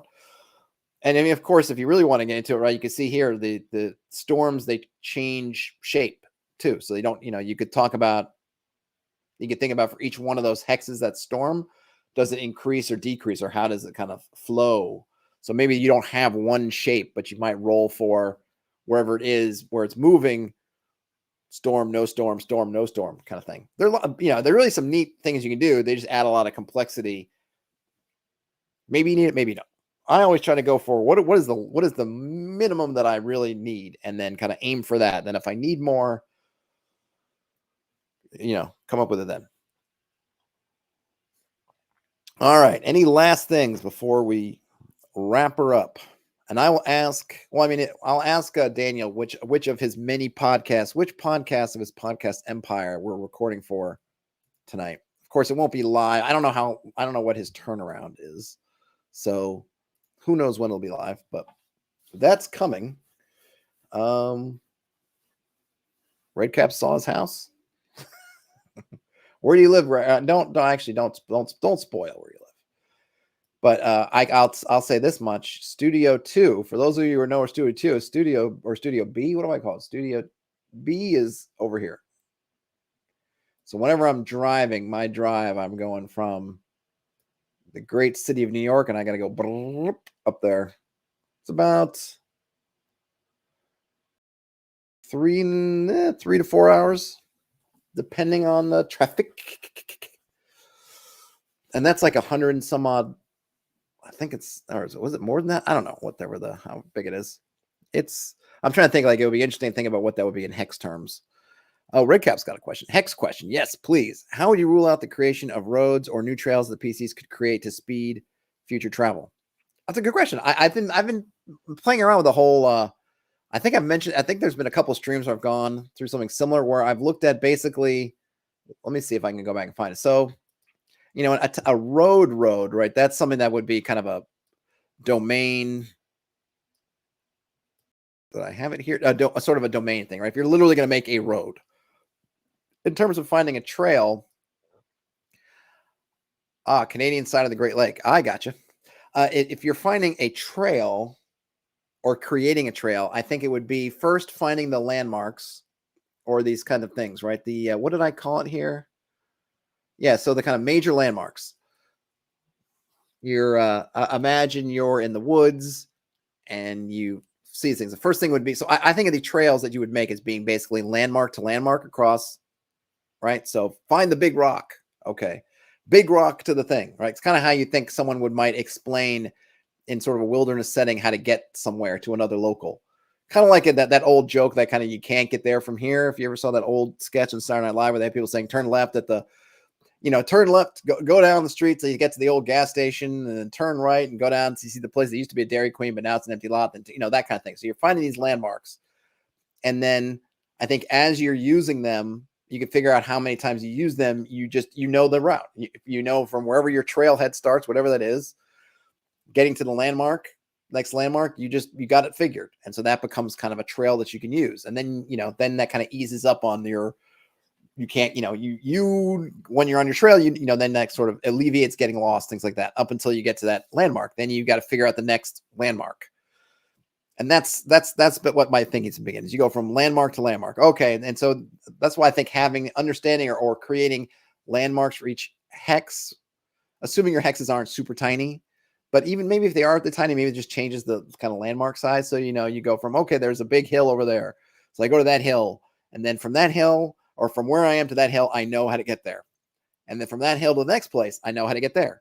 And then you're building up that trail. And then after a while, you've got it kind of figured out, your A to wherever you're starting to wherever you're kind of going.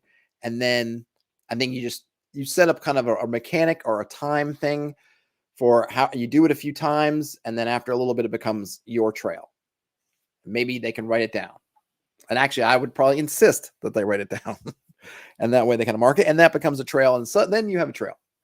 So that's how I would do it. And potentially PCs could make their own landmarks, presumably. Doesn't have to be something that's already there, but I like to think that you probably start. I mean, I'm thinking in real, quote unquote, kind of real life. You're probably starting with something that you can see. And I remember when we read that bushcraft, we read some excerpts from that book on bushcrafting. That's exactly what they do for directions. It's when you're out there, you need to go east, but so what you do is you find out, you're looking east. You're like, I know this is east. And then you look out and pretty much as far as you can see, and you find a thing that you can identify and kind of keep in mind.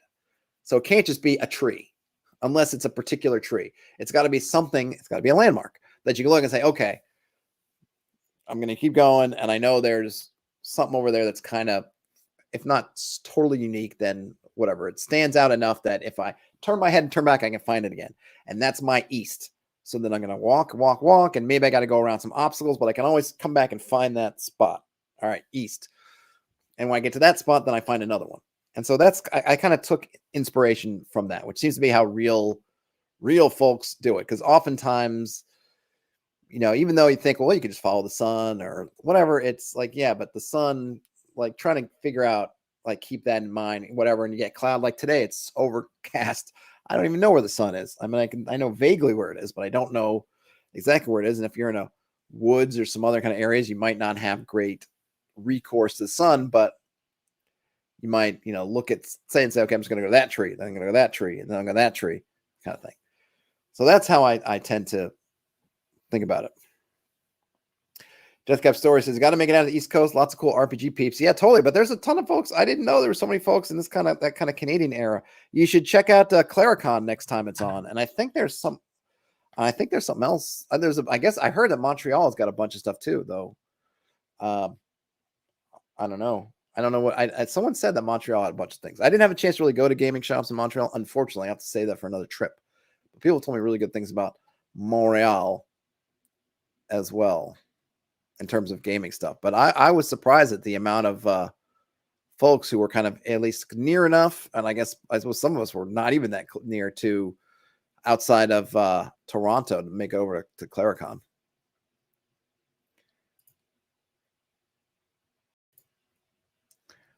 What else have we got? Anything else before I last call for alcohol?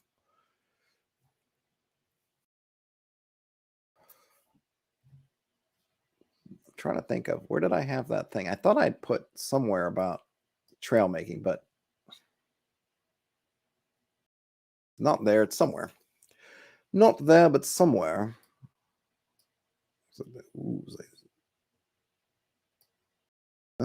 Nope, I just had some kind of tabley things. All right, it's around somewhere. It might not be on this board. It might be on a different board. Whoop, whoop. I do love these kind of infinity boards. I don't know what they call it. Infinity boards?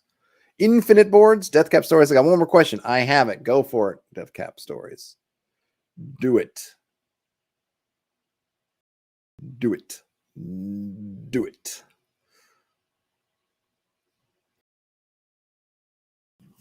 Redcap says Toronto needs more tabletop role-playing game cons. For our size, it's sad how few we have. You think it's bad. New York City doesn't have any cons at all, really. I mean, we got Comic-Con, but it's not a tabletop con. It's just too expensive. Too expensivo. Deathcap Stories. How would I go about using different rumors based on distance? Ooh, that's a really good question. I don't know that I have a definitive, like, this is how I do it kind of thing. I think where's our old, we haven't gone to this map in a while. Let's go to our old map. And if anyone's wondering, I'm pretty sure this was done in the Worldographer or Hexographer. I did not make this map. I grabbed it off of, I think it was Reddit at one point, and I just kind of use it. So it's been a very helpful map for me, but it's not mine. For whatever's good and whatever's bad about it, it's not me.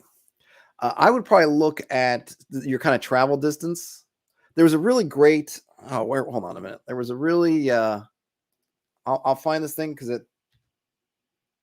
hold on, what was it? Let me see if I can remember.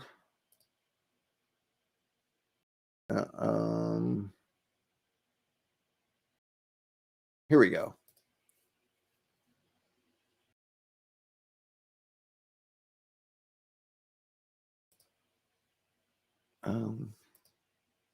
Okay, so this was from the acoop.blog, a collection of unmitigated pedantry, which I like a lot. And this has this whole thing about, let me see if I can find the whole article. Is it going to let me get to the article itself? No. It's had a lot of good stuff. I guess I got to go to, did I archive it?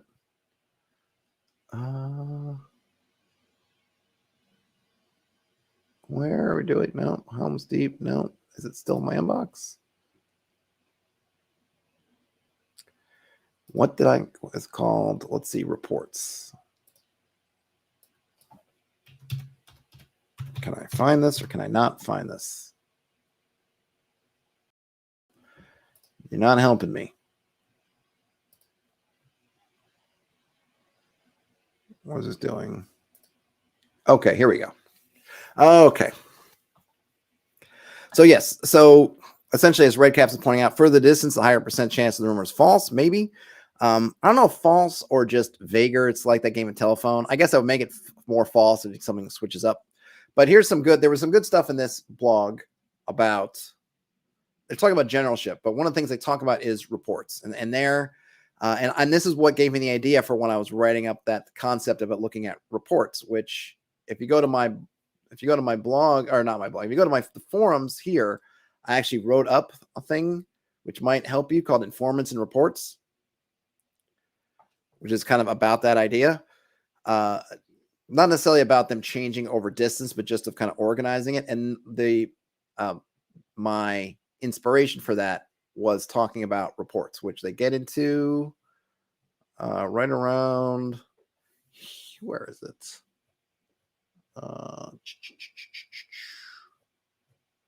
Scrolling. Wait, what is it? Did I pass it?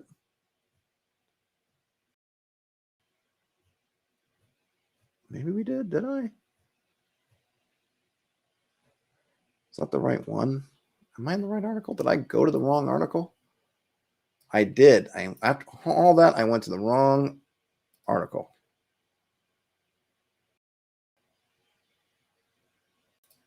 No, I meant. Here we go. Okay. All right, so reports. One of the fundamental structuring assumptions. Okay, I'm going to skip some of this stuff. So reports are basically information that you might get. Here they're talking about ancient or medieval army commanders, but for our purposes, that's the party, right? When both armies, let's see. Oh, hold on a minute. Let me see. Okay, a broad category. See, I'm trying to follow my highlights. A broad category of intelligence we might collectively term reports. So reports in this case would be your rumors. It'd be any information, and obviously the lowest quality ones would just be rumors versus stuff that maybe is from a particular informant or somebody who is high quality, right? So the messenger from the local lord comes to give you something that's probably better than what you hear at the local tavern, basically. So where do these reports come from? Often they are just generated by civilians. Traders moving along the roads might be asked for information or rumors. Friendly civilians in, talking about enemy territory here, we don't care about that, might also send word of whatever. And of course, if whatever it is if it's something huge, like there's a dragon or something like that, it's probably going to generate a whole bunch of talk about it. And also that sometimes you'd get deliberately misleading info. The very nature of reports is that they are very frequently wrong. Trying to make sense of a cloud of verbal or written reports delivered as words with all of their shades of meaning and difficulties of interpretation, many of which are inaccurate and some of which are blatantly false. And that's kind of they're talking about kind of what you're doing as a general, which would be the same thing as what your party's doing. And then here we go. So kind of the part that I think in terms of distance, reports are going to move at the speed of merchants or the speed of rumor, which is going to be much slower, far closer. So they're talking about the armies here, but basically it's going to be slower than you can generally travel, or probably, max speed is going to be whatever travel time. So you could look at, if you're looking, going back to our map here, however long it takes you to get from Mewin to Dorlo, that's going to be the fastest the rumor or whatever it is going to move. Now, if you want to do that kind of telephonish game where it's like, okay, for every hex you're moving, let's say, I'm going to swap out a word with a vaguer word. So maybe for Mewin, we've got dragon, I don't know, something very specific, right? A dragon has burned the farms on the outside of Mewin.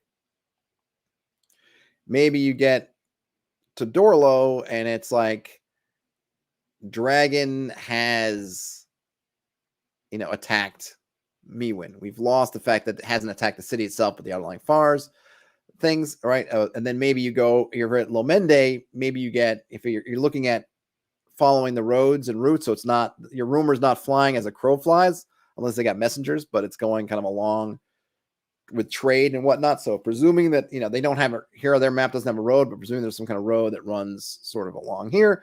So might go, okay, And you might say like a black dragon melted the farms outside of Mewin, turns into maybe a black dragon attacked Mewin, turns into a black monster attacked Mewin, or maybe, right, you could keep going vaguer and vaguer, or maybe you could do it a black, a black dragon attacked somewhere to the east, something like that. So you'd be losing bits and pieces. I don't know if you get something, you might eventually get something like really wrong out of it, but I feel like it would probably be, and it's certainly from a game standpoint, I might say like it just gets kind of vaguer. I don't know that you might get, you maybe eventually you get from dragon, let's say, to giant lizard, maybe to giant. Like you could probably look at it that way too. That might be another way. You could probably figure out like how does the message evolve? I mean, you just have to think to yourself, like, it's a really neat idea. Is it worth it? Like, is that something that happens? Yes, that's something that happens, right? Everyone's played the telephone game and it's ha ha ha when the thing gets fouled up. But remember, looking at it as a game, you can, I guess I'd want to be careful with creating red herrings that I'm not meaning to, or misinformation like, oh, a dragon attacked Mewin, and then I think I'm cute, so the party's at Lomende, and they hear about a giant in the east because it went from dragon, giant lizard to giant, and they're looking for a giant. It's like, oh, haha, we've been looking for him, and now he's over here. We not him, and they get there, and it's a dragon. It could be kind of haha fun. Could be, well, that's a waste of time, kind of thing. So you just want to be careful. You want to be careful because even though, yeah, it's a real thing that happens, and you can have a lot of fun with it, it can also be something where it seems like it's going to be fun, and then it's like, oh, this is just going to be like annoying. And remember, we don't want to, you have to remember the party doesn't want to, you don't want to make the players feel like they're being tricked by you, the GM, or something like, aha, I'm giving you all kinds of false leads. Woohoo. So you want to be, I would say, be careful. Use it with care. Darren says snitches and stoolies. Is that the name of a role-playing game? Tonight we're going to play a game of snitches and stoolies. I like it. I'd give it a shot. Deathcap Swords likes the idea of rumors to places changing as the tale travels.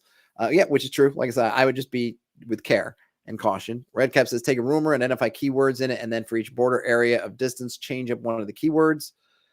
And I think, I might, like I said, I might want to make it so that you can kind of, if you get it at one end, you can kind of figure out what it is. That's why I think like going vague, and then maybe at some point where that vagueness, it can kind of twist. And again, I think you just want to do it with care, right? Because you want the party at the end of the day to be able to go like, oh, I get it, right? Like it was something where we can kind of make sense of it. And you want to encourage them to look. Whereas if you get too cute with it, like it can become something that just discourages them. Because you don't want to turn into them being discouraged from using rumors and things like that, because that can happen. If everything just goes twisty the minute you leave town, and it's like, well, I can't trust it, right? So you want them to, if you're going to have that, especially, then maybe there are other ways of getting more trusted bits of information, so that you're saying, you're kind of saying in the game that like rumors are rumors for a reason. They're quite often wrong. That's what the article said, right? Rumors are quite often wrong. But in real life, what would be the next step would be, okay, well, I'm going to try to verify it. And who do I know over there? Can I send a horseman, a rider? Can I send somebody to try to cite this thing and come back and tell us? Parties, sometimes they just don't have that in their thought process. It was something you kind of change. Like, hey, you can send somebody, right? Send a hireling to go check it out and report back. Those are things you can do. That's one thing. Another thing is that they may not have the resources to do that. And if they don't have the resources to verify the rumors, and the rumors are very often wrong, then the natural conclusion is just don't trust any rumors. And that might be counterproductive. So with care. Deathcap Story says, I'll have to look at what Stars on a Number did. Okay, I don't know. If they did something, I'd definitely be curious to hear it. If they remember, then that game, communications were only as quick as the comms ship, leading to strange, outdated info. Yeah, I think you could have a lot. To me, I think playing with the outdated info might be really interesting too. You're hearing stuff by the time it gets to you, and then by the time you're able to act on it, it's happened, which is really some interesting. And Deathcap Story says, definitely don't want to trick the players, but I feel for this setting I'm developing, breaking down of comms is key. Well, then, make it something, but just make it something that they understand is key. Like, make sure they understand everything about it, right? Don't just hit them with rumors that are all wrong because they've been transmitted too far. Like, let them know up front, this is how things work in the game. Like, in the world, this is how it works. Because, like, in our world or in the world of, right, we're talking about medieval or ancient things, like, hey, they knew, the people who were receiving the rumors knew there was a good chance they were going to be wrong about something so that they could plan accordingly. So for the same thing, make sure your players know if you're hearing a rumor, don't trust it more. It's a rumor, right? And even if you say, like, well, it's called a rumor, duh. It's like, just make sure they know. And that way, when they do get stuff that's wrong, they don't feel like how they've been kind of baited and switched. Redcap says, send the hireling. And now on Tuesday, when only Evan is available to game, he gets to play the hireling on the side mission. Yeah, totally. Terrence says, so you're saying make sure there's a duck with a treasure map waiting at the end of every wild goose chase, or maybe not. Could be a giant duck. Could be something else. All right, folks. Wow, almost 2 hours. I gotta get back to work here. What am I doing? What kind of lunch hour is this? What am I, a mogul? All right, folks. Well, hopefully I got to answer a few Hex questions. I did really enjoy the kind of creator whatever talk. That was fun. Because I'm behind one, I feel like I missed one of these for December, and maybe I'll come back and do another one before February. Not sure. We'll see what the schedule is like, but hopefully this was useful to folks. As usual, or as I said before, like, if you want to help me, I could use all the help I can get, kind of publicizing stuff and sharing stuff that happens on the channel with folks. And if other folks do it, then it doesn't seem as spammy as when I do it. So if there's something you liked and you feel like sharing it with folks, please do. I'd appreciate it. Other than that, have a great rest of your day, night, whenever you end up watching or listening to this. Game on, everybody. And I'll talk to you later. Bye now.